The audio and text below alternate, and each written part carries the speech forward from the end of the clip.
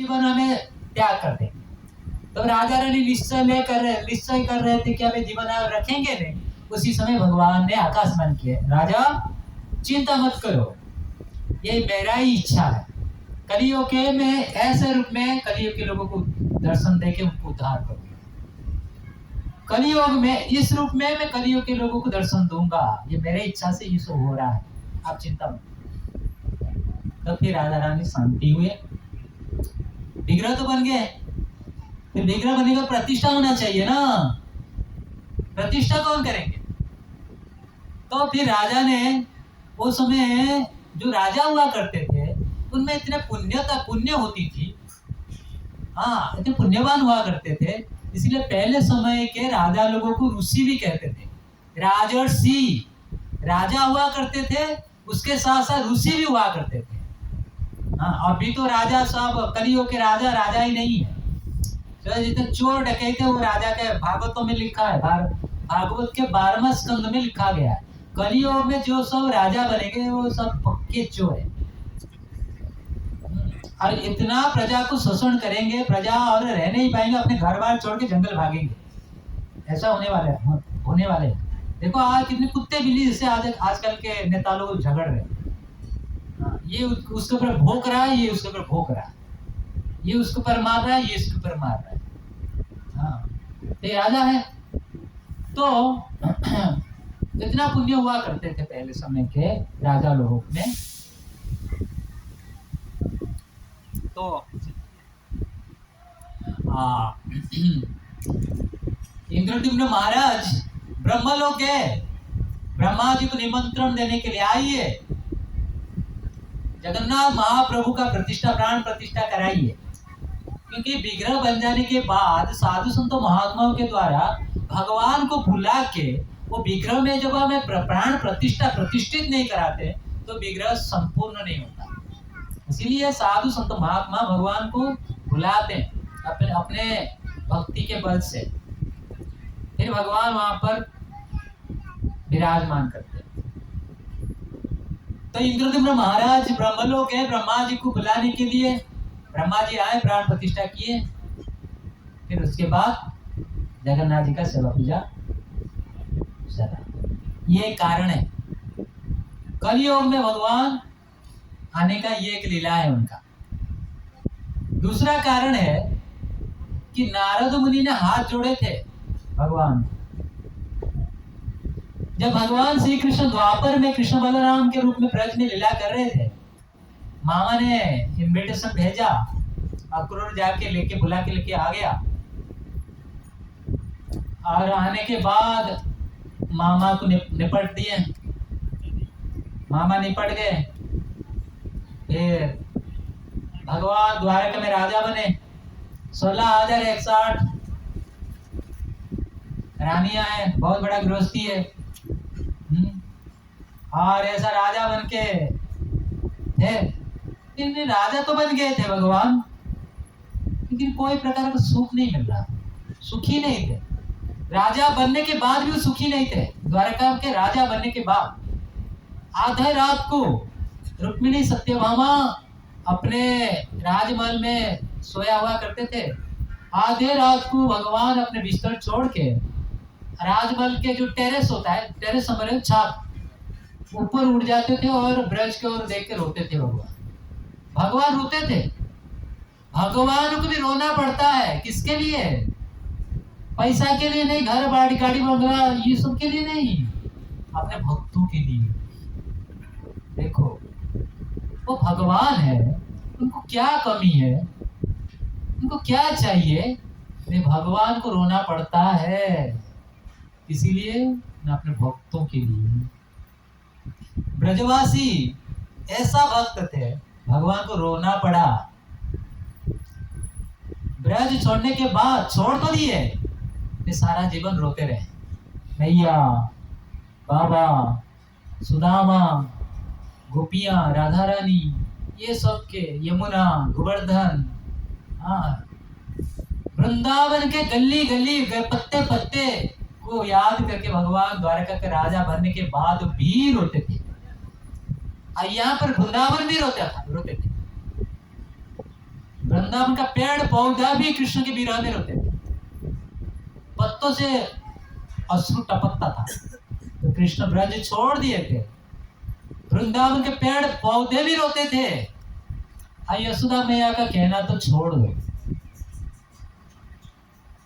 यशोदा मैया का कहना छोड़ दो, और नंद बाबा उनका कथा कौन कहेगा। और जानते हैं राधा रानी का क्या हालत थी, राधा रानी का क्या हालत थी आप जानते हैं। तो ये सारे बातों को याद करते करते भगवान श्री कृष्ण द्वारका में राजा बनने के बाद भी आधे रात को अपने बिस्तर छोड़ देते थे और ब्रज की ओर देखते हुए रोते थे। रुक्मिणी सत्यभामा देखते हमारे पति कहाँ गए, आधा रात को बिस्तर छोड़ कहाँ भाग गए, कहाँ चले गए। तो उनको ढूंढते ढूंढते उनके पीछा करते करते आगे देखते थे छात के ऊपर, चुप के आगे देखते थे रानियां, वो ब्रज की ओर देख करके रोते थे, रोते रहते थे। क्या हो गया हमारे पति को, इतना सारे रानियां हमें इतने मन ध्यान तन लगा के सेवा कर रहे, क्या कमी रह गया हमारे सेवा में, हमारा पति हमारा सेवा में संतुष्ट नहीं है क्या, रोते रहते हैं। तो द्वारका का रानियां आके रोहिणी माता को पूछती कि माँ बताओ, हमें इतने रानियां इतना दिन रात एक करके इतना ध्यान मन धन लगा के हमारे पति का सेवा कर रहे हैं, इतने बावजूद भी हमारे पति रो क्यों रहे हैं, उनको क्या दुख है। कौन है राधे, क्यों भगवान जब रोते थे हे राधे ऐसे ऐसे पुकारते थे, हाँ ये पुकार के रोते थे, ये आवाज ये रानियां सुनती थी कि कौन है राधा रानी। रुक्मिणी सत्यभामा पूछते थे रोहिणी माता को, माता बताओ ये राधा रानी कौन है, वो उसका प्रेम कैसा थी, वो क्या थी, वो किस प्रकार का प्रेम करती थी हमारा पति को। तो जब रानी इस प्रकार पूछती थी रोहिणी माता को, कि रोहिणी माता वो देखी थी भगवान श्री कृष्ण के ब्रज लीला को, कंस अत्याचार जब कर रहा था उसमें वसुदेव जी अपने एक पत्नी रोहिणी उनको ब्रज में छोड़ दिए थे। जब ब्रज में रोहिणी माता रह रहे थे उस समय भगवान श्री कृष्ण के ब्रज लीला को दर्शन किए थे। पुतना को मारे, अघासुर को, बकासुर को, गोवर्धन को धारण किए, इंद्र का दमन किए, ब्रह्म विमोल लीला, इस प्रकार में नटखट, गोपियों का माखन चोरी, ये सारी लीला तो देखे थे रोहिणी माता। माँ बताओ, रोहिणी माता बोले कि देखो उनका उपस्थिति में उनका ब्रज लीला को मैं कह नहीं सकती, यदि मैं बोल दूं तो फिर ये द्वारका में वो नहीं रहने वाला है, वो द्वारका छोड़ के ब्रज भाग जाएगा। इसलिए काम करो, आप लोग एक एकांत स्थान चुनो। उसके पहले रोहिणी ने रुक्मिणी सत्यभामा ने भगवान श्री कृष्ण को कई बार पूछे कि प्रभु बताओ आप रो क्यों रहे हो, क्या दुख है। तो भगवान श्री कृष्ण एक बार जो जा रहे थे सुधर्मा सभा को, तो बोले मुझे मत पूछो, मैया को पूछो, रोहिणी माता को पूछो, वो बताए। कह के स्वधर्म सभा को निकल गए, चले गए भगवान श्री कृष्ण। तो जाने के बाद अष्टपाट महिषी 8 रानियां जो प्रमुख थी द्वारका में, तो रोहिणी माता को पूछने लगे कि माँ बताओ। तो रोहिणी माता एक एकांत स्थान में जाके अंदर से दरवाजा बंद करके 8 रानियों को अंदर बिठा करके कथा कहने लगी। रोहिणी माता कथा कह रहे थे, कथा कहने के पहले बोले कि ये कमरे के बाहर, दरवाजा के बाहर किसी एक को वहां पर जगा के रखो, बिठा के रखो, कहीं ना कृष्ण बलराम यहाँ पर न आ जाए। यदि कृष्ण बलराम आके उनका कथा को सुन ले तो फिर उनको कोई रोक नहीं पाएगा ब्रज को जाने में। तो किसी को वहां पर बाहर रखो। सारे रानियां तो मन कर रही थी अपने पति का लिए ये बातें को सुनने के लिए। कौन राजी तैयार है कि वो जाके दरवाजे के बाहर बैठे। तो सारे ने सुभद्रा को चुने। सुभद्रा जी आप थोड़ा बैठ जाए। सुभद्रा भी मन नहीं था, वो भी उनकी भी सुनने की इच्छा थी, लेकिन सभी ने उनके ऊपर दबाव डाले, तो फिर जाके वो बैठ गए दरवाजे के बाहर। हाँ, और अंदर रानियों के साथ रोहिणी माता भगवान श्री कृष्ण के उनका ब्रज लीला शुरू करी। हाँ, जैसे ही ब्रज लीला शुरू की और कथा को सुन के दरवाजे के बाहर सुभद्रा बैठे हुए थे, उनके प्रति ऐसा भाव आया, ऐसे भाव आया, वो इतने भाव में चले गए कि बाहर क्या हो रहा है उनको कुछ पता ही नहीं चला। कौन आ रहा है, कौन जा रहा है, मैं किधर बैठा हूँ, कुछ पता। कृष्ण कथा का यही हाल करता है भक्तों। भक्त जब ऐसा अवस्था में पहुंच जाता है ना, तो दिन कब होता है, रात कब होता है, कौन मेरा ये, कौन खाया कि नहीं, भूखा हूँ कि नहीं, हाँ कहाँ हूँ, किधर हूँ, कुछ नहीं पता, कुछ नहीं। भक्ति का हालत ऐसा करता है वो भक्त, ऐसा भक्ति की अवस्था में होता है। और सुभद्रा कितना बड़ा भक्त है, और ऊपर से उनका ब्रज कथा सुन रही। अब ब्रज कथा सब सारे कथाओं में से सब सर्वोच्च कथा है। भगवान का जितने ही कथाएं हैं, उनके ब्रज कथा, वो कथा एक बार कान में गया तो फिर आपका हृदय तड़पेगा ब्रज की ओर जाने के लिए। हाँ, कथा की महिमा ऐसा ही है। हाँ, और सुभद्रा का ध्यान ही नहीं है, मैं कहाँ बैठी हूँ, कहाँ, किधर, कौन आ रहा है, कौन जा रहा है, कुछ नहीं पता। और जहां पर भगवान की कथा होती है ना, वहीं पर भगवान आ जाते हैं। ये बात शिव जी कहते पार्वती जी को, पता है ना आप सबको। जत्र गायति मद्भक्ता तत्र तिष्ठन्ति नारद। नारद जी पूछे थे, शिव जी, एड्रेस बताओ भगवान किधर रहते हैं, एड्रेस बताओ, भगवान का एड्रेस बताओ। तो उसका जवाब में शिव जी कहे थे नारद जी, हाँ, नाम बसामि वैकुंठे योगिना, भगवान कृष्ण बताए थे नारद जी, नाम बसामि वैकुंठे योगिना हृदय सुबा जत्र गायन्ति मद्भक्ता तत्र तिष्ठामि नारद। हे नारद, मैं वैकुंठ में नहीं होता, मैं योगियों के हृदय में नहीं होता। कहाँ? जत्र गायन्ति मद्भक्ता, मेरा भक्त जहां पर मेरे कीर्ति को बखानता गाता रहता है, मैं वहीं पर अटक जाता हूँ। जत्र गायन्ति मद्भक्ता तत्र तिष्ठन्ति नारद। हे नारद, मैं वहीं पर होता हूँ। और भगवान की कथा जहां होती है, भगवान वहीं पर आ जाते।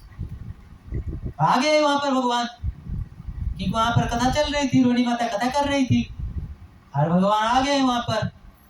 और वो भी आके दरवाजे के बाहर कान दिखा के कथा सुन रहे थे। कथा चल रही थी अंदर से, और मैं पीछे कुछ छोड़ रहा हूँ, क्योंकि कितने समय तक कथा कहना है। हाँ, सही टाइम बताएंगे कितने बजे तक? 12 बजे तक ना, 12 बजे ना, 12 तो बजने वाली है बस। अच्छा, आधा घंटा और। तो कथा चल रही थी, और भगवान कृष्ण बलराम कब आके, सुभद्रा ऐसे बैठी है, सुभद्रा ऐसे बैठते हैं दरवाजे के पास, ऐसे बैठे हैं, और कृष्ण बलराम कब आके उनके दोनों बाजू में, देखे ना, सुभद्रा बीच में, दोनों तरफ कृष्ण बलराम, इसीलिए सुभद्रा का हाथ नहीं दिखती है। सुभद्रा ऐसा, कोई नहीं आ सकता, कोई नहीं आ सकता। सुभद्रा ने ऐसे हाथ को ऐसे दिखा के बैठे, इसीलिए सुभद्रा का हाथ छूट गया। कृष्ण एक बाजू में कृष्ण एक बाजू में बलराम, तो सुभद्रा हाथ छूट गया। तो कृष्ण बलराम कब आके उनके बाजू में बैठ के वो भी कथा सुन रहे, उनको भी पता ही नहीं।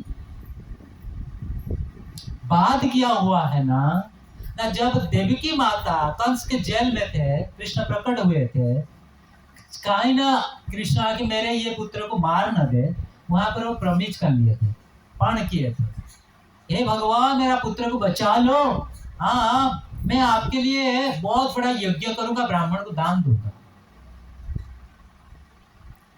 लेकिन बाद में लीला आगे जाती है, कृष्ण आगे चले जाते हैं और वसुदेव देवकी भूल जाते हैं। अब वसुदेव देवकी एक बार द्वारका में जब थे, बैठे हुए थे, एक बार नारद जी वहां पर प्रकट होते हैं। भूल गए आप बंदीशाला में क्या क्या क्या पण लिया था? हाँ, आपका पुत्र जब जन्म हुआ था वो समय आपने क्या बोला था? प्रभास क्षेत्र यज्ञ कर, हाँ अरे हाँ हाँ हम तो भूल गए थे, हाँ सही है। नारद ऋषि आपने याद दिला दिया, याद करा दिया। हमने कहे थे यज्ञ करेंगे, ब्राह्मणों को दान देंगे, चलो अब भी तैयारी करो। राजा है, जिसका पुत्र द्वारका का राजा है, उनका पिता माता को क्या कमी, तुरंत सारा तैयारी हो जाए। प्रभास क्षेत्र में बहुत बड़ा यज्ञ होना है। नारद ऋषि जाओ, तीनों लोकों में निमंत्रण दे दो ऋषि मुनि साधु संत महात्मा को। हाँ मेरा पुत्र प्रभास क्षेत्र में बहुत बड़ा यज्ञ करने के लिए जा रहा है। हाँ आप सबको निमंत्रण देखिए आप। लेकिन एक बात, हाँ एक बात क्या, वहां पर कंस का माता पद्मा, कंस का माता का नाम है पद्मा, वहां पर आ गई। आके नारद ऋषि बोले, हाँ नारद जी सुनो सुनो सुनो, आप सब जगह जाना लेकिन ब्रज में मत जाना। सब जगह जाना निमंत्रण देने के लिए, किंतु ब्रज में मत जाना। नारद बोले जैसे आपका माता इच्छा, माता आपका जैसे इच्छा। नारद जी तो बड़े ही चतुर है, खेल लगाने वाले हैं। हाँ उधर का बात उधर, उधर का भी पब्लिक मिनिस्टर है वो। हाँ सबको एकदम सब सही सलामत कर देंगे। जैसे माता आपका इच्छा कह के चले गए। सारे जगह में निमंत्रण दे दिए। सारे जगह में निमंत्रण देने के बाद तो ऐसे एक जगह में गए जहां पर यमुना बह गई, ब्रज में गए। हाँ अब ब्रज में प्रवेश करते ही नारद जी के और क्या, उनका बीना, उनका नाच, उनका गान, उनका चलना। आप नारद जी कितने बड़े भक्त हैं। आप ब्रज में प्रवेश करें भगवान का धाम में, आप धाम में जब प्रवेश करते हो कैसा होते हो, भूल जाते हो ना अपना कुछ कुछ समय के लिए धाम में आए, वृंदावन आए, ब्रज आए, भूल जाते हो ना। हाँ गिरिराज महाराज की भूल जाते हो, अपने घर बार सब भूल जाते हो ना। कि उसमें नारद जी से इतने महान भक्त ब्रज में प्रवेश किए तो क्या नहीं होगा उनको। एकदम सुधि बुद्धि कहो के नाच गान करके ब्रज के धूली में लोटपोट होके, हाँ ब्रज के पेड़ को ऐसे पकड़ रहे हैं, ऐसे किसी को ऐसे रो रहे हैं, किसी को ऐसे कर रहे हैं, किसी को प्रणाम कर रहे हैं, किसी को गिर रहे हैं, कभी उठ रहे हैं, किसी को हाथ जोड़ रहे हैं, किसी को धूल लेके कपाल में लगा रहे हैं, किसी को बोल रहे हैं, पागल जैसे प्रहलाद कर रहे हैं। ऐसे ब्रज के हाल ऐसा ही करता है। हाँ और ऐसे अवस्था में हाँ तो नंद बाबा के आंगन में पहुंची। नंद बाबा के आंगन में पहुंचते ही नंद बाबा जब दर्शन के, नारद ऋषि हमारे घर में पधारे। ओहो कितनी खुशी की बात है, कि भाग्य है, नारद जैसे महात्मा आज हमारे घर में आए हुए। अब पुत्र का वियोग तो पहले ही था।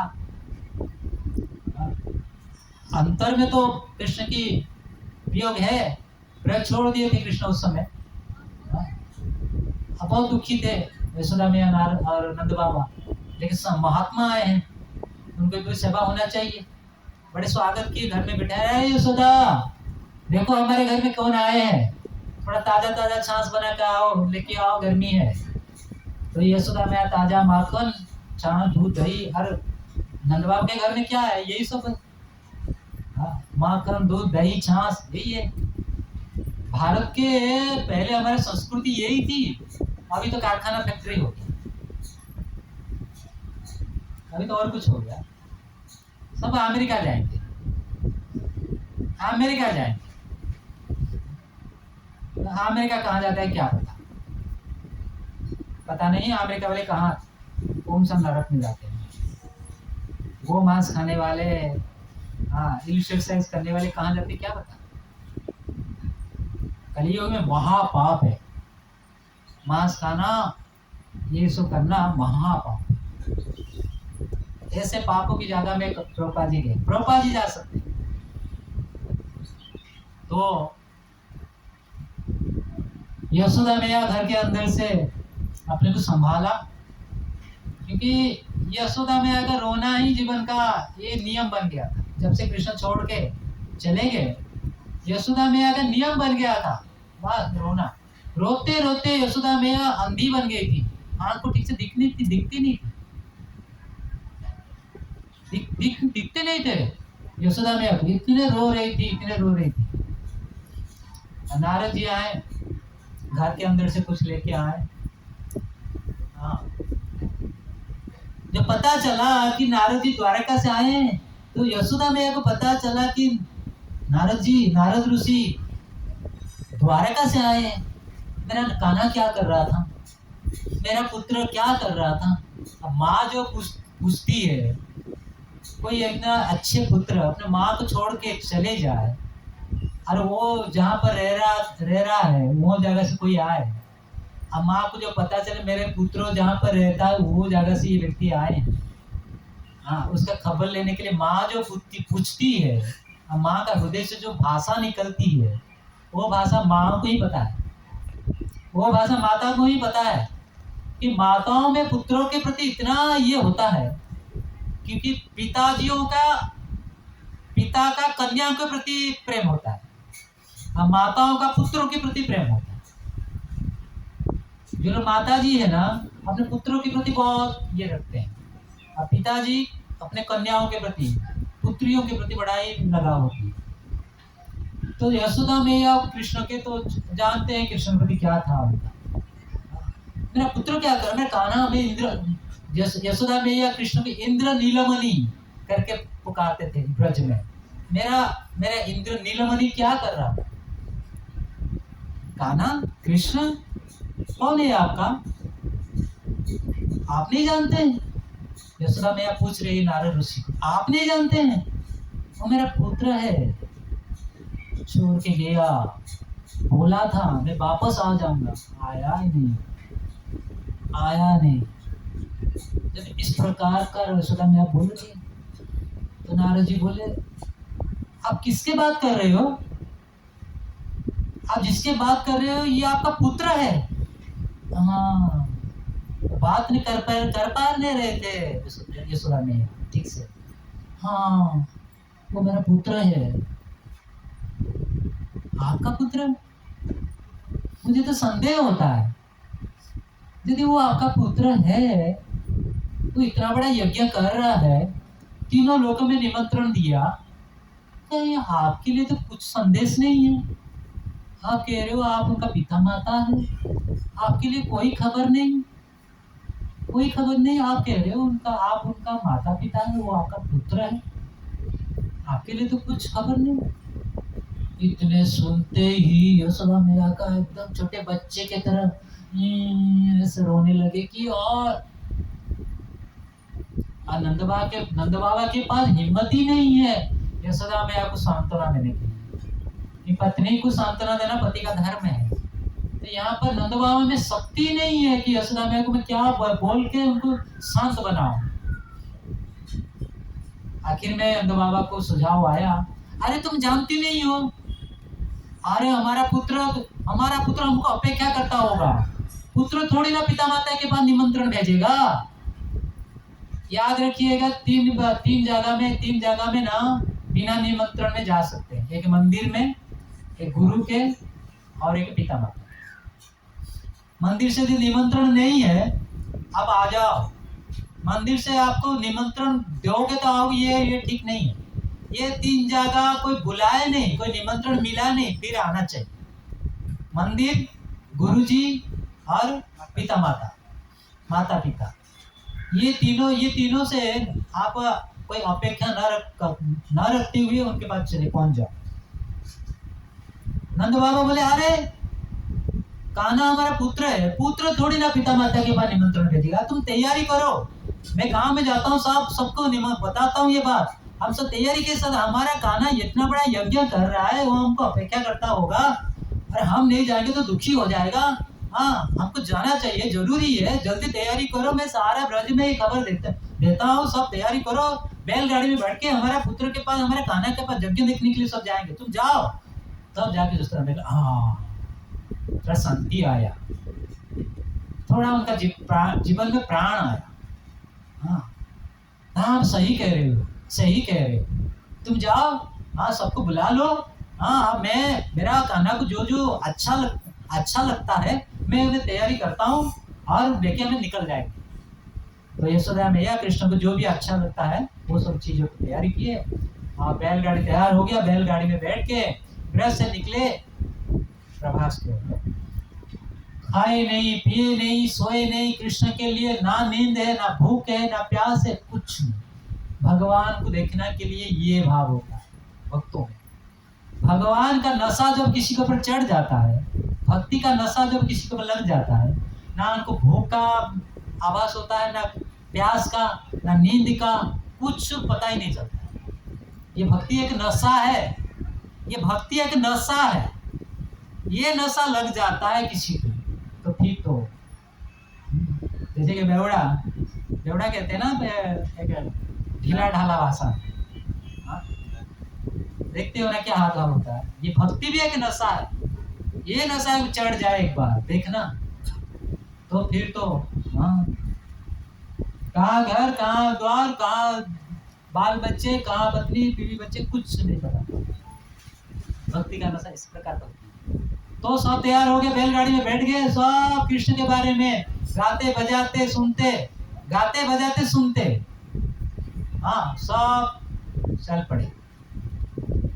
और यहाँ पर नारद जी सारे जगह में निमंत्रण देकर पहुंच गया। कहाँ पे पहुंच गए नारद मुनि? द्वारका में वसुदेव देवकी और कंस की माता पद्मा तीनों के पास पहुंचे। माँ सब जगह में निमंत्रण दे आया, लेकिन एक जगह में ऐसा एक जगह में गया था, ऐसा जगह था कभी मेरा जीवन में भूलूंगा नहीं। लेकिन उस जगह का नाम तो पता नहीं, लेकिन जगह में यमुना बह रही, वो जगह तो पता नहीं, लेकिन जगह में यमुना बह रही। इतने सुनते ही कंस का माता पद्मा, तुमने सत्यानाश कर दिया। जो चीज नहीं होने वाला था वही चीज होने वाला है।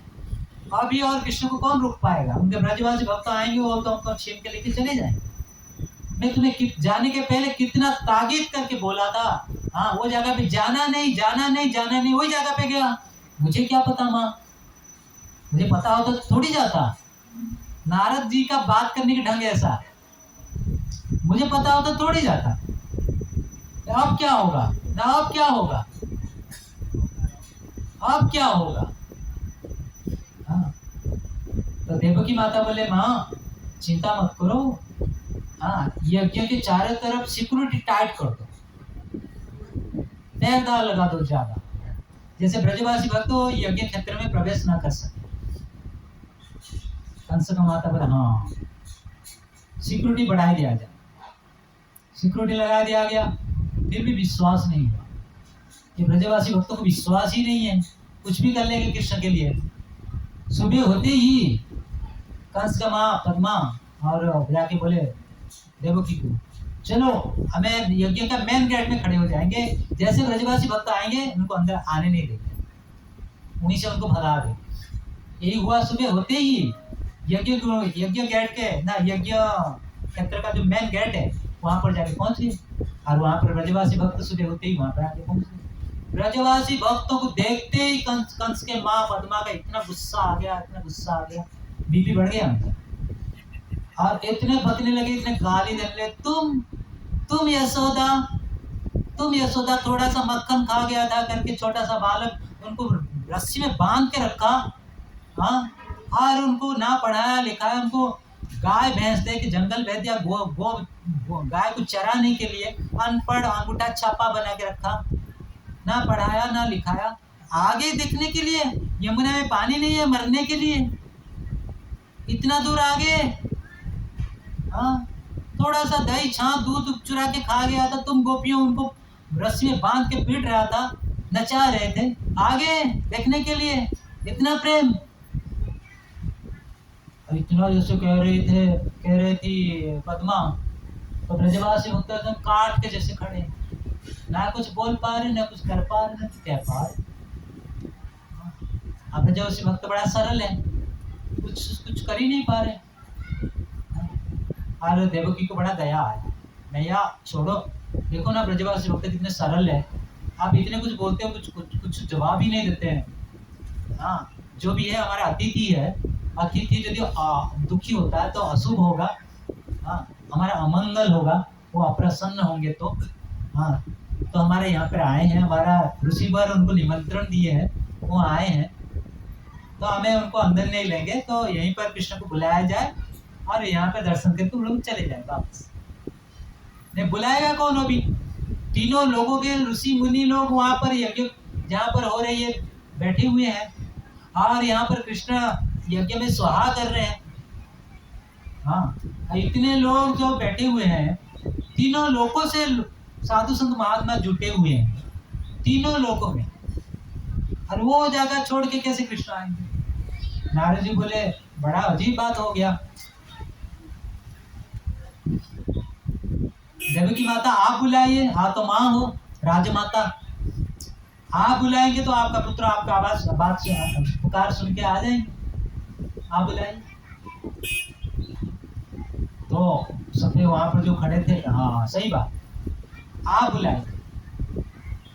तो देवकी माता ने हे कृष्ण हे कृष्ण हे कृष्ण ऐसे बुलाने लगे। कृष्ण क्या कान में वो आवाज पहुंच ही नहीं रहा है, सुन नहीं पा रहे।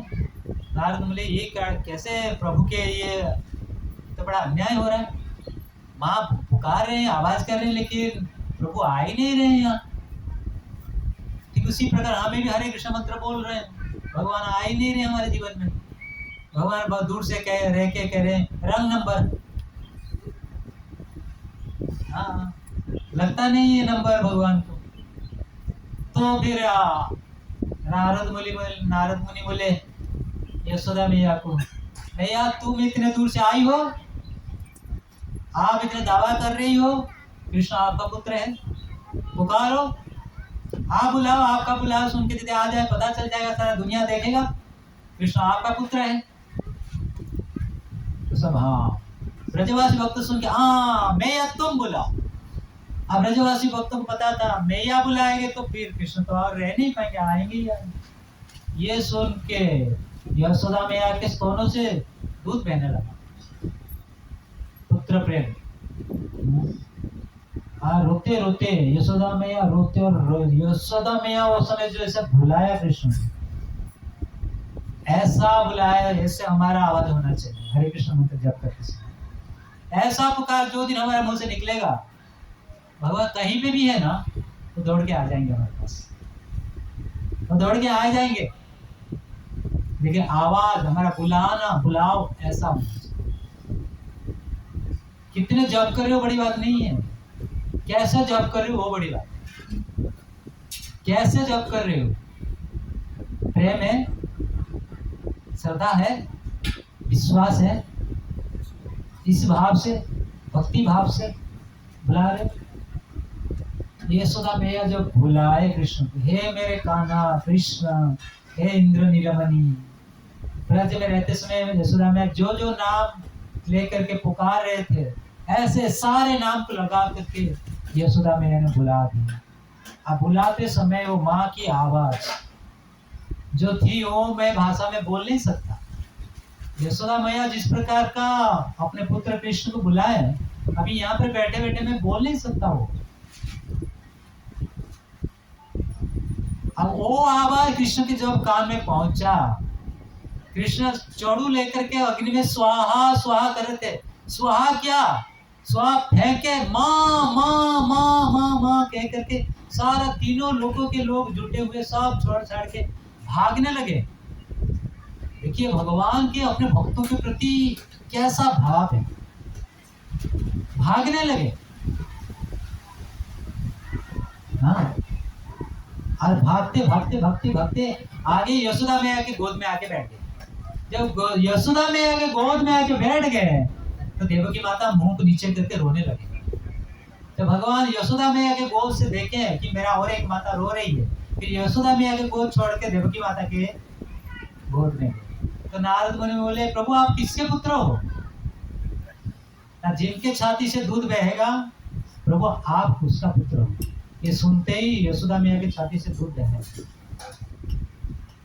तो सारा संसार में प्रमाणित हो गया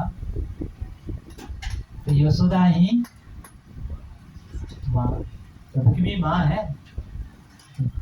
इसी प्रकार जो लीला चल रही थी, रुक्मिणी माता कमरे के अंदर कह रहे थे रानियों को, तो कृष्ण बलराम आके सुन रहे थे और अपने भक्तों, अपने ब्रज की लीला अपने ब्रजवासी भक्त अपने भक्ति का महिमा को सुन के तो उनको ऐसा भाव हुआ, वही भाव है जगन्नाथ बलदेव सुभद्रा।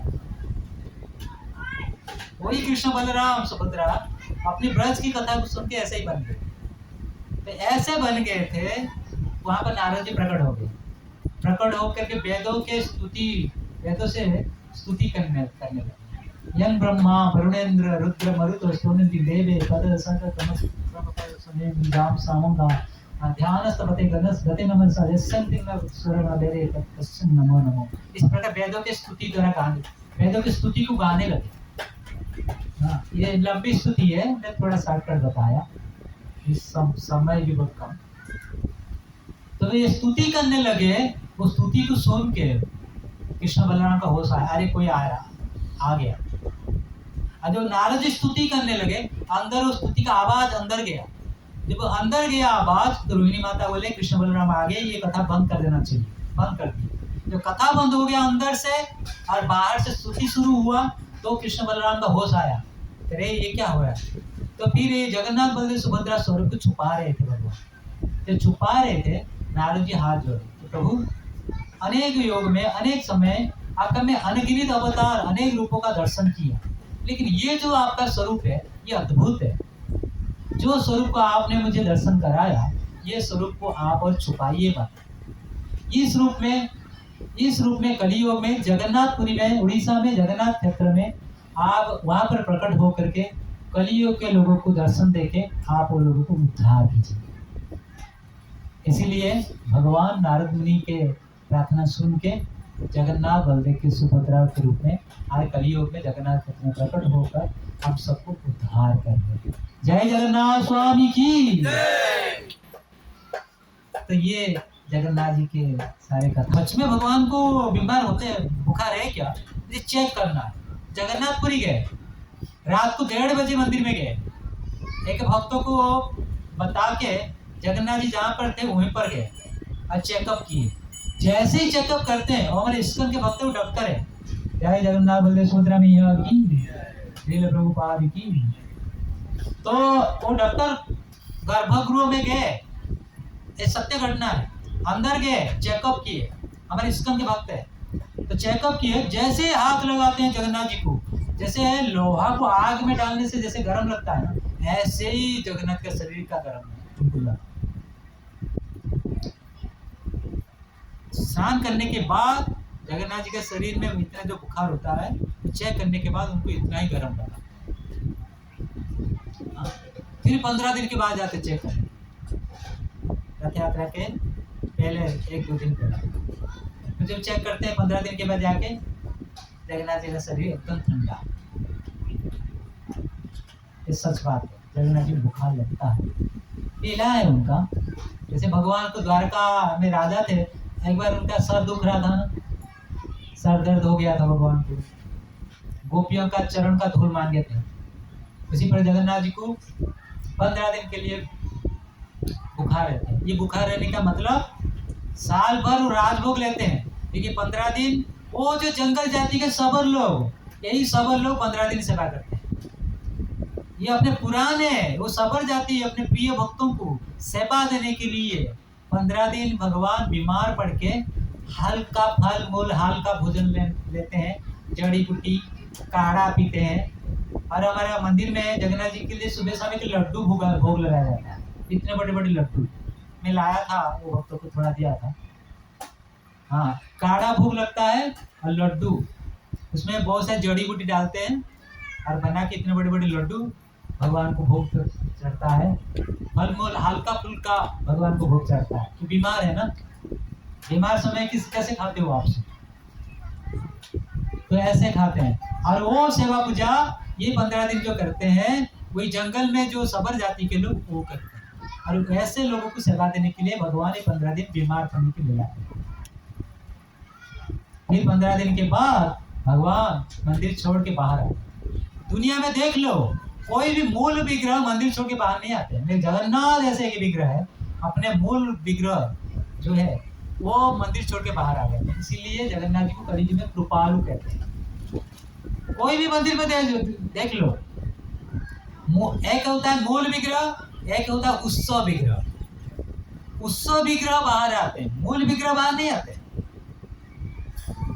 लेकिन जगन्नाथ स्वयं मूल विग्रह इतने कृपालु है, हाँ, वो बाहर आ जाते हैं जगत के लोगों को दर्शन करने के लिए। दूसरा, जगन्नाथ मंदिर में हर किसी को अनुमति नहीं है अंदर जाने के लिए। जैसे मुसलमान, विदेशी लोग, मुसलमान लोग एक बार जगन्नाथ जी के प्रसाद के साथ मांस खा भक्षण कर रहे थे, इसीलिए तब से बंद कर दिया गया। आप विदेशी लोगों को भी जाने नहीं देते, क्योंकि जगन्नाथ जी को अपने भक्ति से लेके चले जाएंगे विदेश, इसीलिए वहाँ के भक्त लोग अंदर जाने नहीं देते। लेकिन जगन्नाथ इतने कृपालु है, हाँ, तो वो मंदिर छोड़ के अपने भक्तों को दर्शन देने के लिए बाहर आ जाते। एक बार प्रभुपाद जी अपने विदेशी भक्तों को लेकर जगन्नाथपुरी पहुंचे जगन्नाथ जी के दर्शन करने के लिए। जगन्नाथ जी के भक्त लोग अंदर जाने नहीं दिए। और प्रभुपाद जी बोले, प्रभुपाद आप जा सकते हो, नहीं विदेशी आपका ये नहीं जा पाएंगे। तो प्रभुपाद जी बोले, मैं तो जगन्नाथ जी को 24 घंटा दर्शन कर रहा हूँ, मैं आया था मेरे शिष्यों को दर्शन कराने के लिए। यदि आप मेरे शिष्यों को जगन्नाथ जी दर्शन करने नहीं देते हो, हे जगन्नाथ मैं तुम्हें कह के जा रहा हूँ, मैं आपको मंदिर से निकाल के सारा विश्व में आपको प्रसिद्ध करा दूंगा। तभी से प्रभुपाद जी के वजह से आज सारा विश्व भर जगन्नाथ जी का रथ यात्रा महामहोत्सव मनाया जा रहा है। पाकिस्तान में, मुस्लिम कंट्री में भी आज रथ यात्रा महामहोत्सव मनाया जाता है। जगन्नाथ जी का लीला अनंत है, अनंत। आज भी हो रहा है जगन्नाथपुरी में, उड़ीसा में, उनके भक्तों से आज भी। कलियुग में लोग कहते हैं भगवान मिलते नहीं है, ना, झूठ है। आज भी जगन्नाथपुरी चले जाओगे, अपने भक्तों के साथ लीला करते हैं। भगवान को जब भूख लगाते हैं जगन्नाथ जी का पुजारी, वहां पे एक जल पात्र रखते हैं, हाँ, और जल पात्र में जगन्नाथ जी की जब आंख दिखता है तब समझा जाता है जगन्नाथ जी भोग स्वीकार किए। जब तक जल पात्र में जगन्नाथ जी की आंख का दर्शन नहीं होता तब समझा नहीं जाता कि भगवान ने भोग स्वीकार नहीं किया।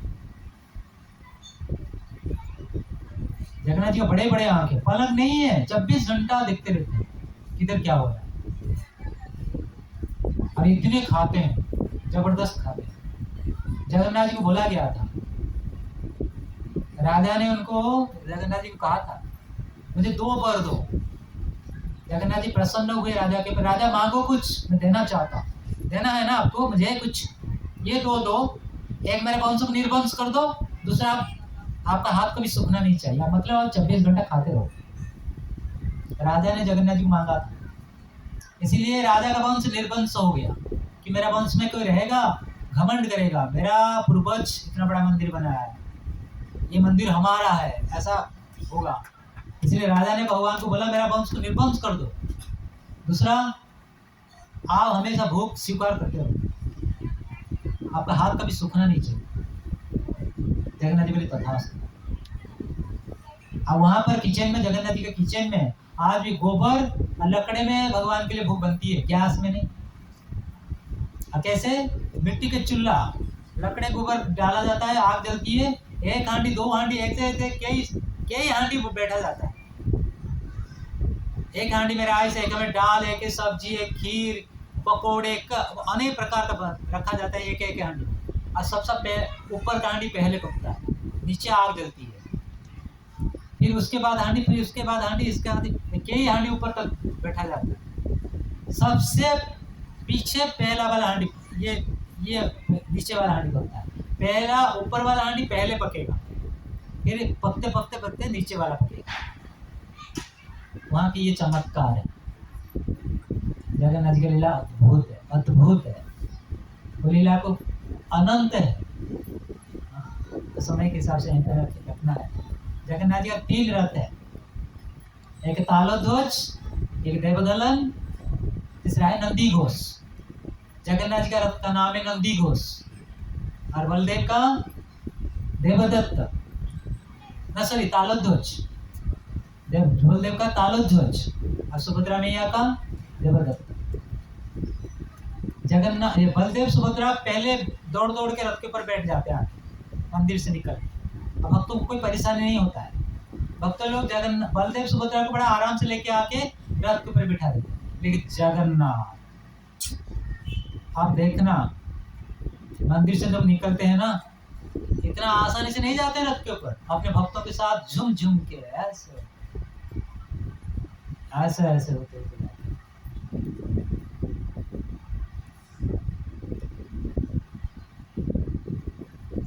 तो इसी प्रकार हमें जगन्नाथ जी का कथा सुनने का मतलब ये है, उद्देश्य ये है कि हमें हमारा मन और हृदय को तैयार करें रथ यात्रा का दिन के लिए। भगवान रथ छोड़ के हमारे हृदय में आ गए।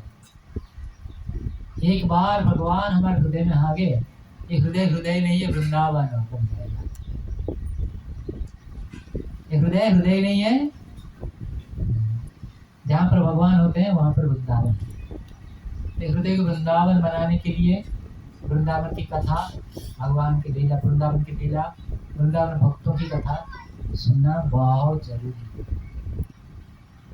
जय जगन्नाथ स्वामी की जय, जगन्नाथ प्रभु की, बलदेव सुभद्रा मैया की, श्री गौर निताय की, श्री प्रभुपाद की, निताय गौर प्रेमानंदे। प्रश्न है किसी का?